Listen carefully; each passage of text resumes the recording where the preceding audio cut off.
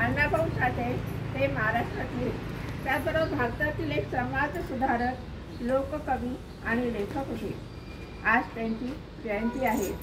1 August 1920 ही त्यांची जन्मतारीख। आजच्या दिवशी आपण त्यांना आदरांजली वाहूया। त्यांच्याबद्दल थोडक्यात माहिती मी तुम्हाला सांगते। साठे हे अस्पृश्य समुदायात जन्मलेले दलित होते आणि त्यांचे संगोपन आणि ओळख त्यांच्या लेखन आणि राजकीय सक्रियतेचे केंद्रबिंदू होते। साठे हे मार्क्सवादी आंबेडकरवादी होते। सुरुवातीला त्यांच्यावर कम्युनिस्टांचा प्रभाव होता, परंतु नंतर ते आंबेडकरवादी बनले। त्यांना दलित साहित्याचे संस्थापक जनक म्हणून श्रेय दिले जाते। संयुक्त महाराष्ट्र चळवळीमध्ये त्यांनी महत्त्वाची भूमिका बजावली। तसं पाहिलं तर अण्णाभाऊ साठे यांचं शिक्षण हे झालेलं नव्हतं, अशिक्षित होते, परंतु त्यांनी बरेच साहित्य लिहिलेलं आहे।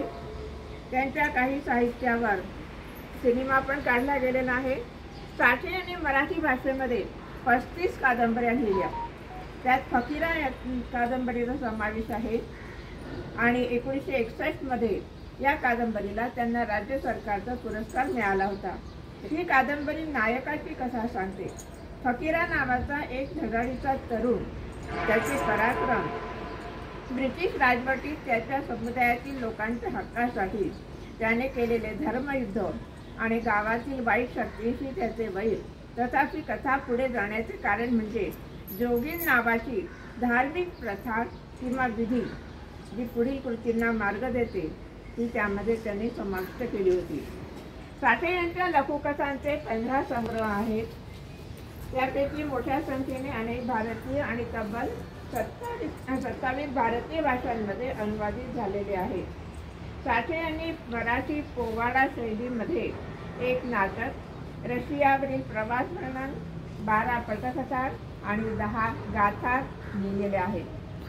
साठे यांनी पोवाडा आणि लावणीसारख्या लोककथांमधून शैलीचा वापर केल्याने ते समुदायामध्ये लोकप्रिय झाले आणि त्याचबरोबर त्यांनी समाज सुधारण्याचं काम पण यामधून केलं।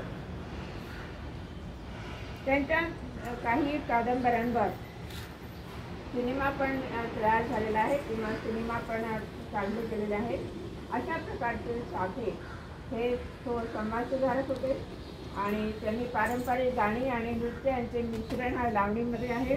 दक्षिण आणि महाराष्ट्र प्रदेशात 9 यार्ड लांबीच्या साड्या परिधान करणाऱ्या महिला कलाकारांद्वारे ही लावणी सादर केली जाते।